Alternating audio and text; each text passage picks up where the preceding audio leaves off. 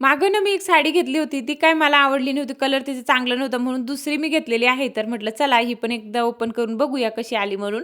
तर लगेच मी तो ओपन पण केली. त्याचं ब्लाऊजसुद्धा शिवलंय. पूर्ण लूकच मी तुम्हाला दाखवते. म्हणजे नुसतं मी नॉर्मल ब्लाऊज शिवून घालून बघितले होते आणि कोणतीही साडी असू दे, कोणताही ड्रेस असू द्या, व्यवस्थित जर फिटिंग वगैरे केलं आणि ब्लाऊज शिवून झालं, की एकदा तरी मी घालून बघत असते आणि घरीच आपण ब्लाऊज शिवतो, तर आपल्याला काय 1-1.5 तास लागतं आणि लगेच कंप्लीट पण होतंय. तरी त्यानं साडीची व्यवस्थित घड्या वगैरे मारून ठेवली आणि त्याच्यानंतर राजूला घ्यायला स्कूलमध्ये गेले आणि तिथे ना रस्त्यामध्ये हे आजी बसल्या होत्या. ते म्हणे, "काहीतरी खायला आणून दे आम्हाला घरून."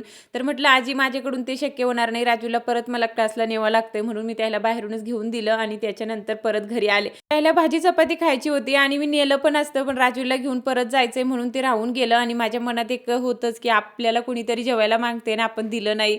पण काय करू, मला परत जायचं होतं म्हणून मी तसं केलं नाही, बाहेरूनच घेऊन दिले. तर असो, त्याच्यानंतर घरी आले आणि स्वयंपाकसुद्धा करायचं होतं. पीठ आणलेलं होतं दळून, ते व्यवस्थित डब्यात भरून ठेवलं. म्हटलं चला आता लगेच स्वयंपाकसुद्धा करून घेते. मस्त इथे ना चपात्या बनवून झाल्या आणि भाजी काय मला आज घरी बनवायची नव्हती, बाहेरूनच आणायची होती. आम्ही बाहेर जाणार होतो म्हणून. हप्त्यातून एकदा तरी आम्हाला बाहेरूनच पाहिजे. आता माझ्या बाळाला पण आणि मला पण असं वाटतं, की एखाद्या वेळेस तरी खायला पाहिजे. त्याला काही जमत नाही, पण एखाद्या वेळेस ते पण मान्य करतात आमच्यासाठी.